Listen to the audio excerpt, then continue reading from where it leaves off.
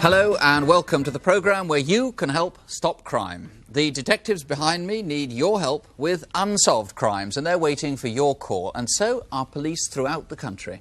Here's the number: 01 811 8055. But do have a pencil and paper handy if you can. Remember, everything you see tonight is fact. All our reconstructions are based meticulously on evidence taken from police files. We use the actual locations and, where possible, the actual cars, clothes, sometimes even the people involved. In the next 40 minutes, you may see someone you recognise or something you remember. If so, we'll be waiting for your call. Calls last month had dramatic and immediate results. Remember the After Time gang? Two men held customers at gunpoint for 2 hours in the old Stanley pub in Liverpool and robbed them. 10 days later, there was a similar attack at the Bluebell Inn in Warrington in Cheshire. Police helped us to make a very vivid reconstruction in the hope that the people who knew the culprits might call in. In all, 500 people phoned, and as a result of information received, two men, George Christopher Kendrick and Dominic Thomas Gallagher, both from Liverpool, have been remanded in custody on 2 charges of aggravated burglary and 1 of wounding. There were 100 calls with help for detectives hunting the killer of Caroline Osborne, who ran a small business looking after dogs in Leicester. Our reconstruction showed what was almost certainly the last time she was seen alive, at Aylstone Meadows in July last year.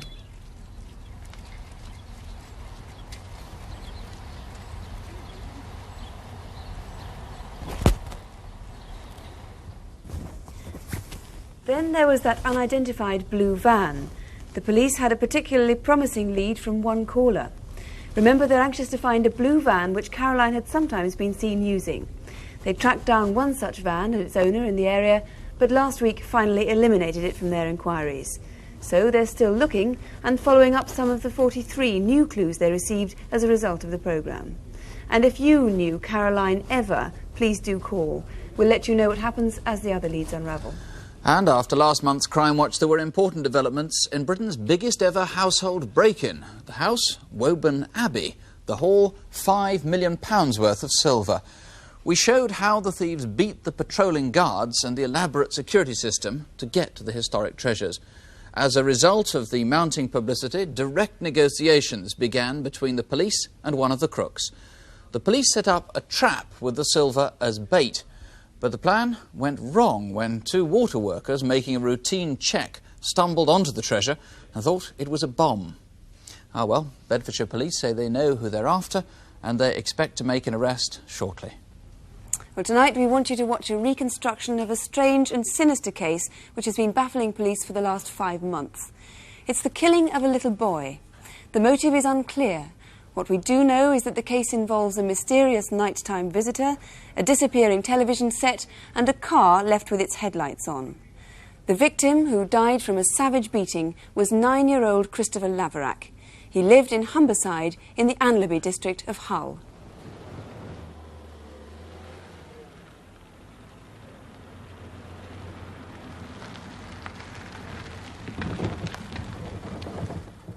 Every other Friday, when he wasn't spending the weekend with his father, Christopher Laverack was brought here to number 7 Harpham Grove to stay with his half-sister and her family. His mother and stepfather made sure that he got there in time for his favourite TV show, The Fall Guy. Big news from minstrels. Now you get 20% extra. Christopher always had a good time staying with his half-sister Kim and her husband Stephen Hines.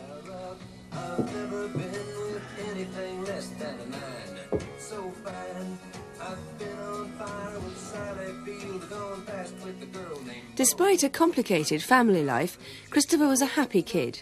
Friends knew him as a shy and sensible lad who loved motorbikes and watching TV.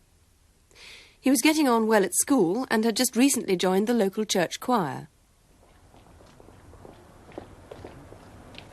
That night, as often happened, Christopher's half-sister, Kim, was driven to a local pub, the Crown, where she worked as a barmaid, leaving husband Stephen with their own young son and Christopher.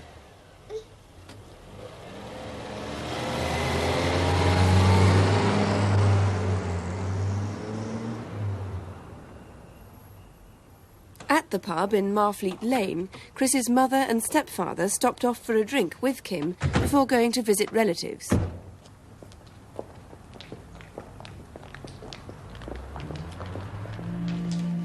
Later that evening, with Christopher still watching the television and the baby in bed, Stephen decided to go out. This was the last reported sighting of Christopher Laverack. I won't be long. Keep an eye on Martin. What sort of crisps do you want? Cheese and onion, please. And 2 cheese and onion. Stephen also went to the Crown, the pub where Kim was working. Back at Harpham Grove, an unfamiliar parked car had caught the eye of a neighbour, who Christopher called Auntie Marge. She was wondering why the car had been left with its headlights on. Steve. Steve. Steve, I want to talk to you. Steve, let me in. Steve, I want to talk to you. The voice came from someone standing outside Steve's front door. At the dividing wall, Auntie Marge heard the front door being opened. Then all seemed quiet, so she went off to bed. A few minutes later, she heard the car pulling away. That car, according to the best evidence police have, was shaped like this. It's never been traced.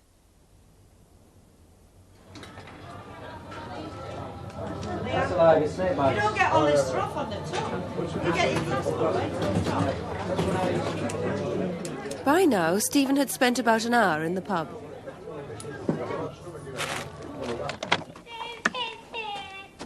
Chris?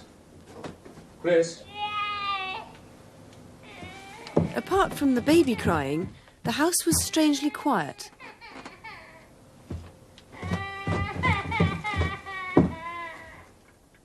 The television had been ripped out. And then it dawned. Christopher had gone.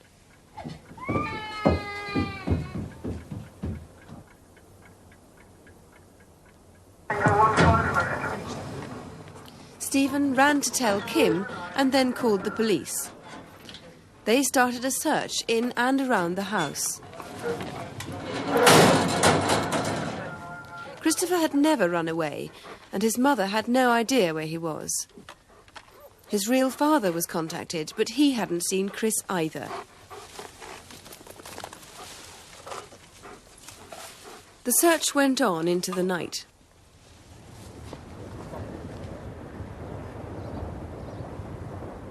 It was intensified at first light, fanning out across wasteland near Harpham Grove. But there was no sign of Christopher. Nor was there the ransom demand that was half expected.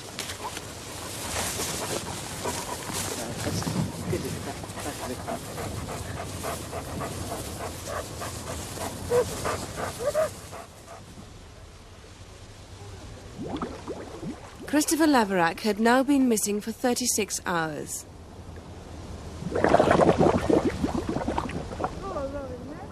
Expecting the worst, police divers began dragging a nearby stretch of water.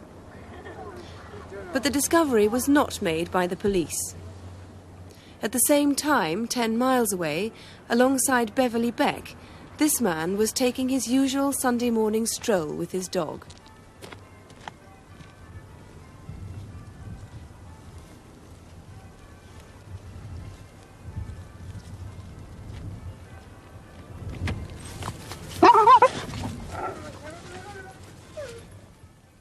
Christopher Laverack had died as a result of severe head injuries inflicted, the police believe, on Friday night.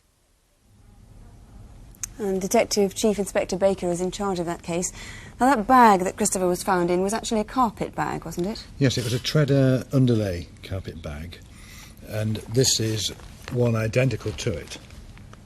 And are you hoping that somebody might find that gone missing, maybe lost it or left it? Yes, hoping that somebody in the Humberside or Beverly area, sometime prior to the 9th of March, might have thrown one away or might have lent one to somebody or might have left one outside and it suddenly disappeared or something like that.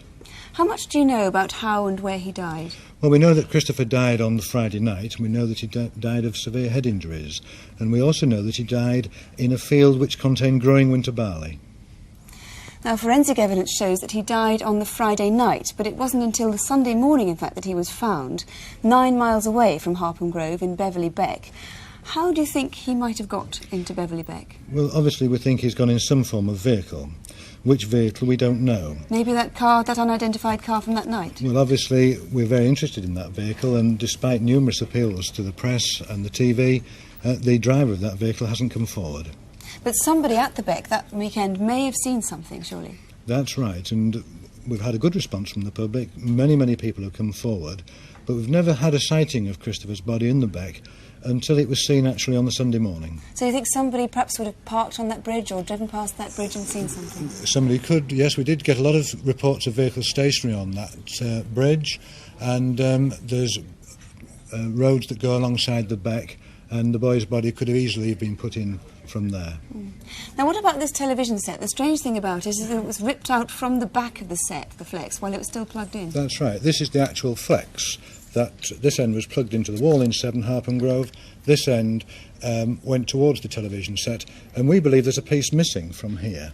So what we're hoping to trace is the television set, and we're hoping that somebody might know of somebody who has got a television set with an unusually short cable, or somebody's asked to repair one, or somebody sold one, or somebody's now got one in the possession. And we're also asking for farmers who have been harvesting in fields of winter barley to keep an eye open for this television set, and we regard this as a vital piece of evidence. We might find who killed Christopher Labrak if we can find that television set. Could well be the case, yes. Mr. Baker, thank you very much. Thank you very much. So, if you've got that ITT television or know anything else about the murder, the number, remember, 01811 8055, or you can phone Humberside Police direct at Hull. The number, Hull 796271. That's 0482 for Hull 796271. Well, now, this month's Aladdin's Cave. Valuables recovered by the police and which they suspect are stolen. They need to find their rightful owners. Now, last time, over 50 items were identified and 2 big burglaries were cleared up as a result.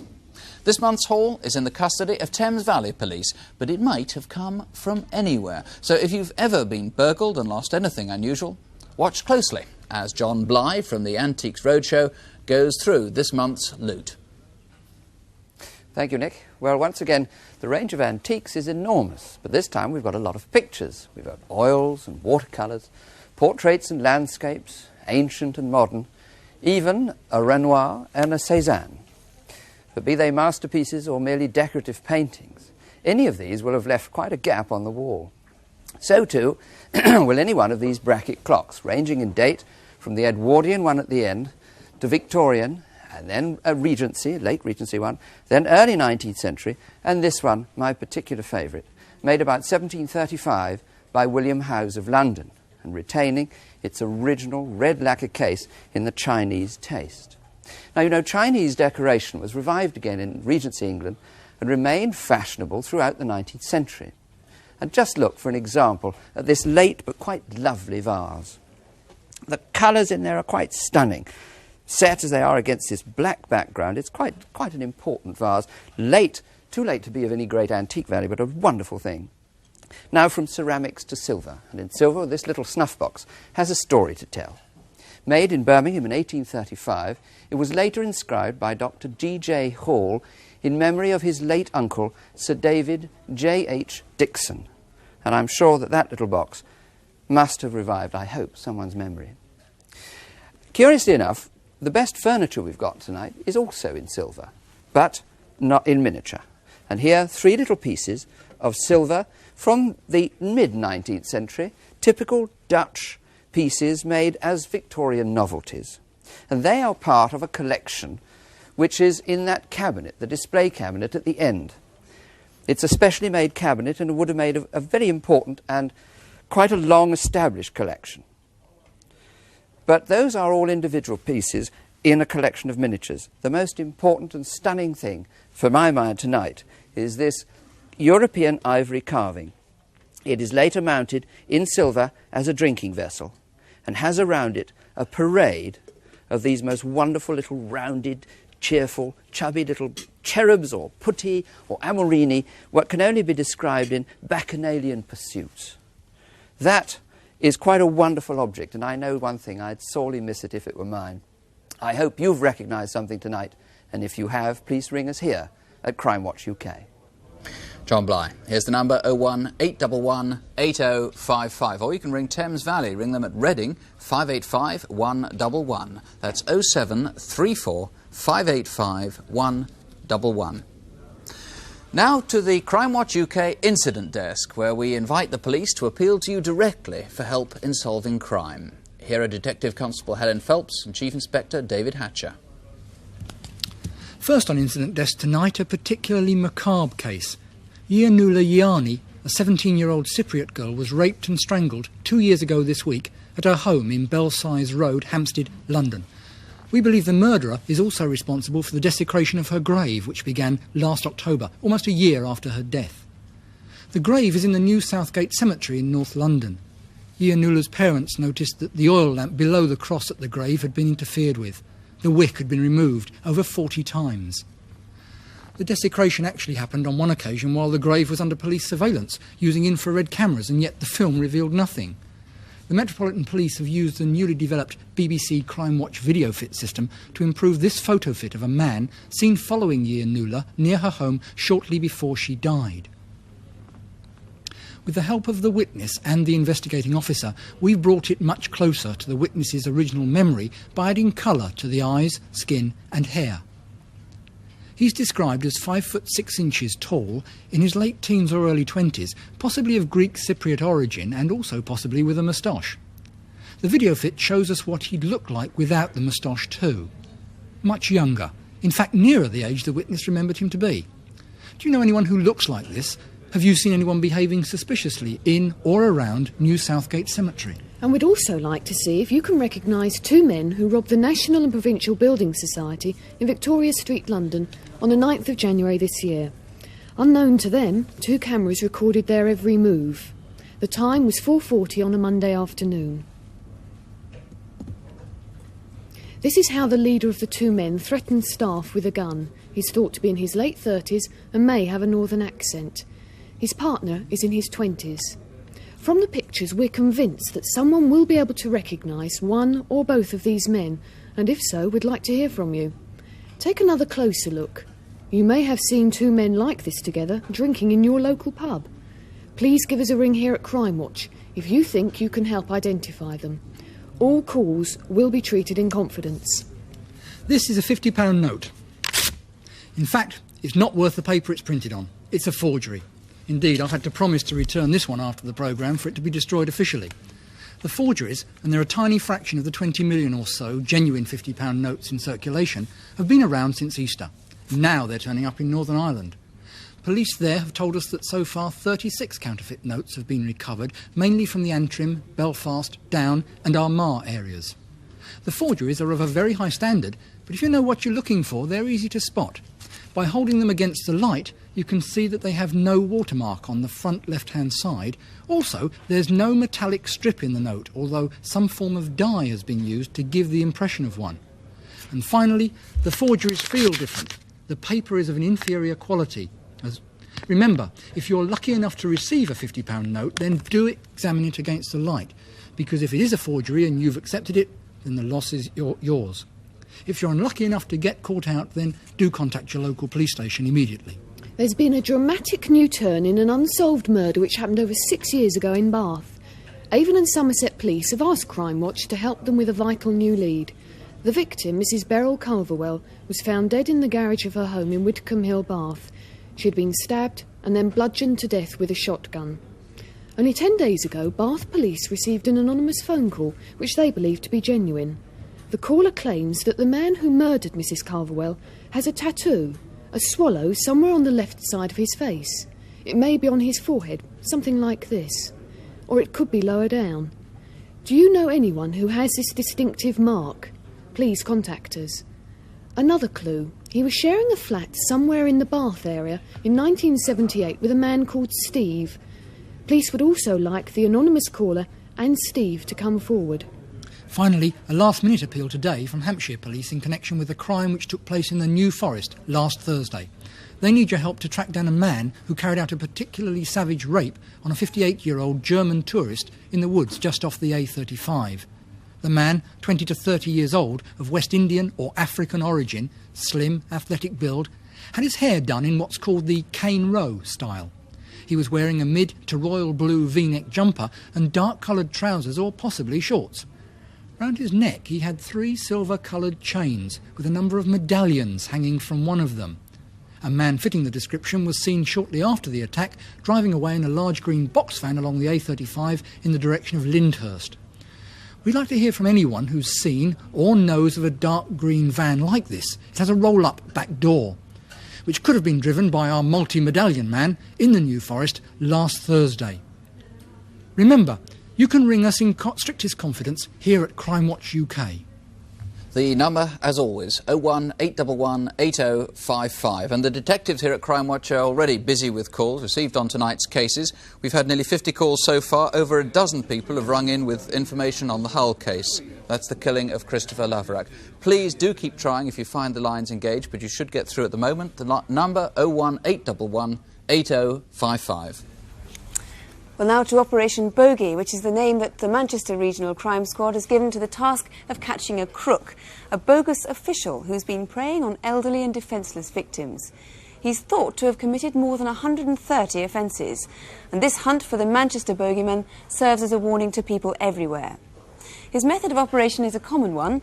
The suave antiques dealer in one place will appear as the gas man in another, and crooks like him operate throughout the country.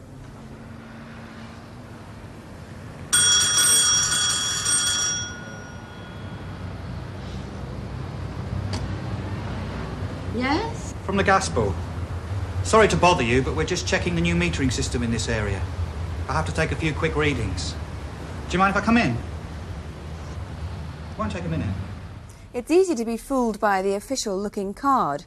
It's just as easy to be fooled by the helpful handyman. Look, I hate to tell you this, love, but it's a bit of a mess up there. Whoever done that chimney was a right cowboy.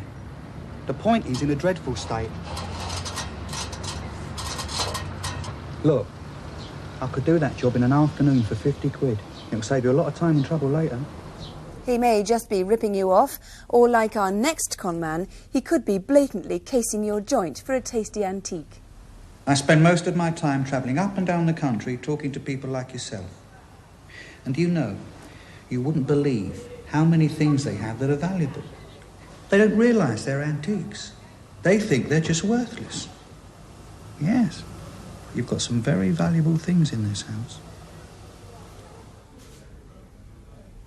Well, these crimes rarely make the headlines, but their effects are sometimes much more devastating to the victims than other crimes which seem a great deal more dramatic.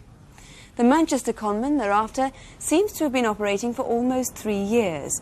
His favourite targets are elderly people living alone in high-rise blocks.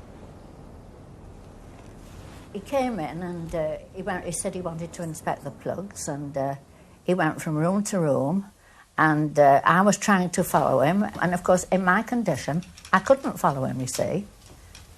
I had an electric bill due and a phone bill almost due, and some money for my son to take me away for 5 days to Eastbourne. So I put it in my handbag, and he must have picked it up, opened it very quickly. He was a very smooth customer. Opened the zip like that, taken everything out, including my pension, and he got away with the lot. He took £10 in notes. He took a lady's gold wristwatch. The watch on the chain was... Oh, dear me, I don't know how to say it. Gone. For 79-year-old Henry Townsend, it's those personal mementos he misses most. Inside my coat was a fob pocket, and inside that fob pocket I put the rings. He missed them, but took the gold wristwatch and the gold locket and chain. I went to my cooker and he pulled the drawer open he could see there was money in a patty. So he undid it, took the money out. So I thought, oh, my money. When I opened the drawer, my money had gone. But mind you, if I could have got my hands on him, I've got something in here. I'd have clocked him on the head with it. He wouldn't have got up no more. Well, Detective Superintendent Wood, what else can you tell us about this man which might just make somebody realise that they've met him or seen him somewhere? Well, here we have a very evil man who is very plausible, very confident, and gets into people's homes by winning the confidence of the individual. He operates normally at the lunchtime period. He steals property, which is mainly cash, and we're aware that he's stolen in excess of £50,000. That's some going, isn't it? Well, let's have a look at the character you want people to watch out for. We have several descriptions of the man, who's white and in his mid to late 30s, and those descriptions differ slightly in some details. So let's start off with one of the most recent sightings. This standard photo fit came from a witness who encountered him earlier this year. Once again, the Crimewatch video fit cleans up the black and white original and, according to the witness's recollection, adds details like skin tone and hair colour. Various witnesses thought the moustache was false. The video fit gives you an impression of how he'd look without one. There have been other good descriptions. This photo fit from 1982 shows a man with rather straighter hair.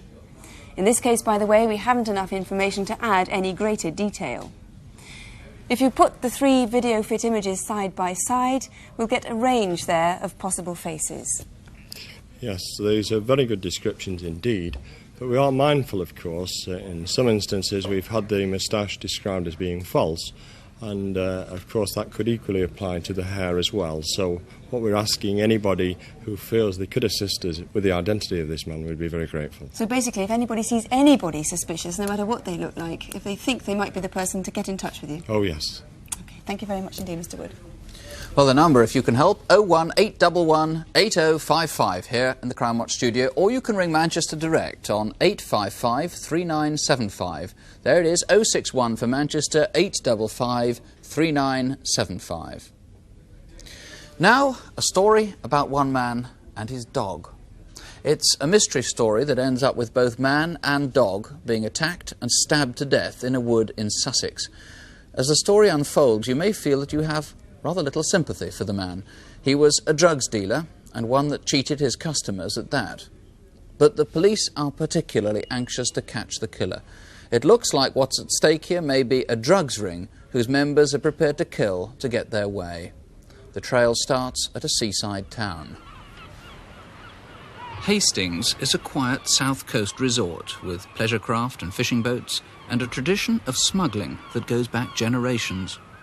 The modern contraband is drugs, and for those that want it, there's anonymity in a town that's used to having visitors, and there are good connections to London and beyond. 5 months ago, these men discovered how deadly some of those connections are. Near Brightling, 12 miles from Hastings, there's an aerial ropeway that links a gypsum mine and its processing works.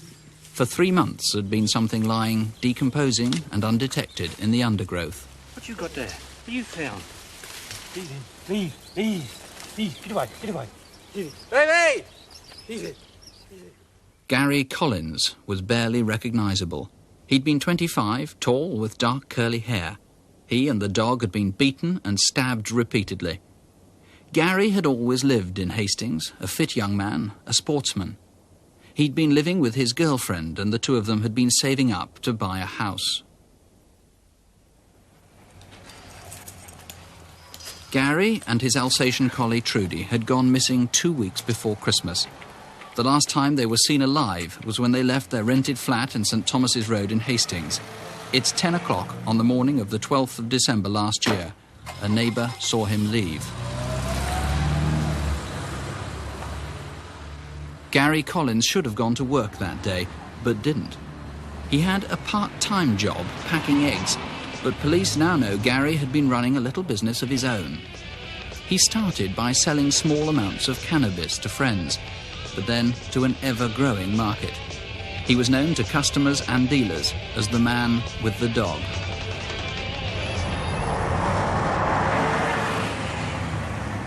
The two of them had been frequent visitors to London in the year before they died.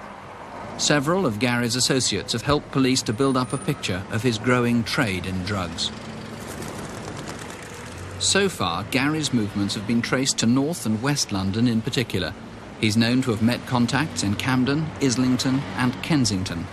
And it's clear his drugs dealing involved double dealing too. Two people, a former partner in crime of his and one of Gary's former cannabis suppliers, have given matching descriptions of an incident that shows the dangerous and devious game Gary was involved in. The drug supplier was to meet them at Victoria.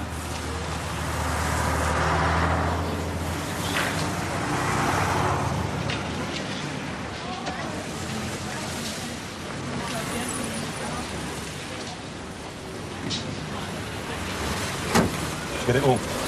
Yeah, fine.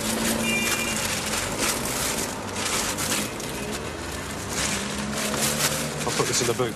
Yeah, right. You got a fag? You have one of these, you want one?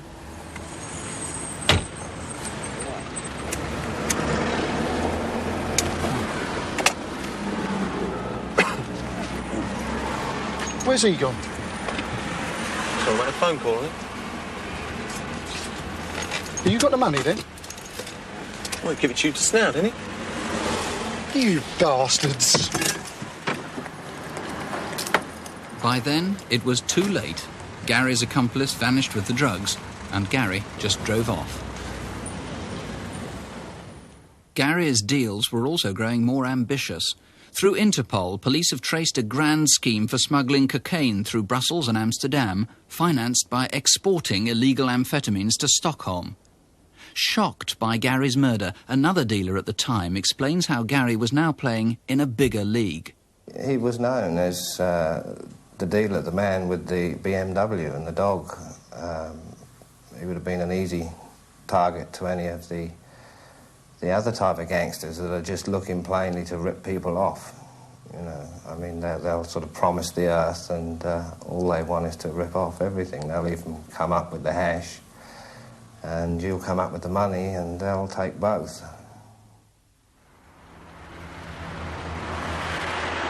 What happened in the last few hours of Gary's life is still not known. Remember, it's Monday morning, 2 weeks before Christmas. Someone drove his grey BMW to Battle railway station. The station staff saw it there at noon. The rest is speculation. Except for one thing. Whoever took the car there took the trouble to turn it round in the narrow car park to face the exit.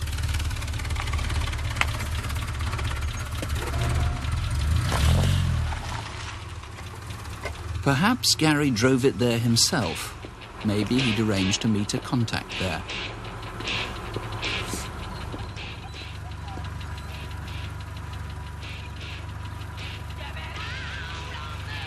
Curiously, though Gary was meticulous about his BMW, the car was left unlocked. Maybe there was an unexpected change of plan.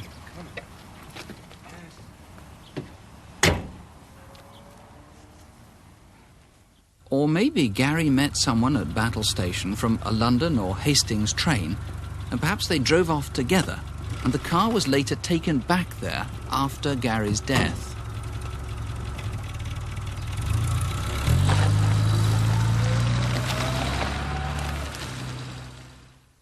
Or maybe Gary never went to Battle Station. The car was simply dumped there after he was killed.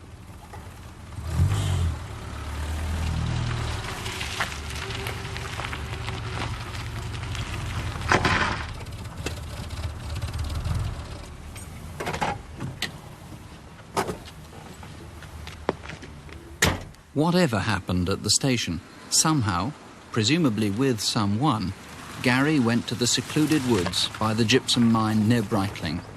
With him, as almost always, was his dog.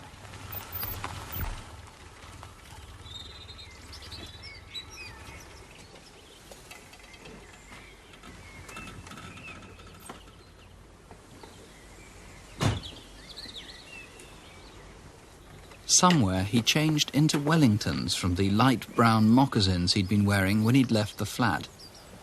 The moccasins are an important clue. They haven't yet been found. It's fairly certain from forensic evidence that Gary was alive when he arrived at the woods near Breitling. Come on. Maybe he was forced there. Maybe he was going to retrieve some hidden drugs or money. On Monday, December the 12th last year, Gary Collins and Trudy went on their last walk together.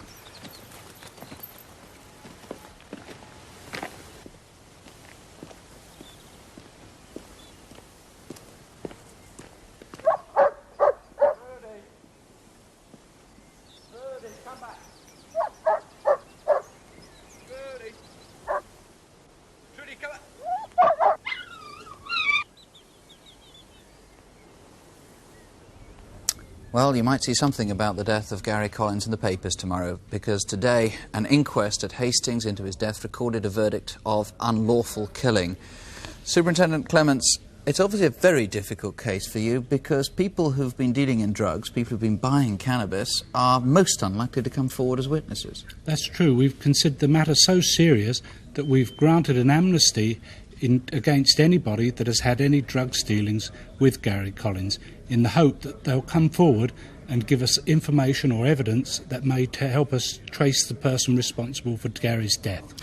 To be candid, even though you say you've got an amnesty, I can imagine people watching who may have known Gary, may have, say, bought cannabis from him, don't think they can solve the murder and will be very reluctant, particularly if they don't have a record, to get on police files.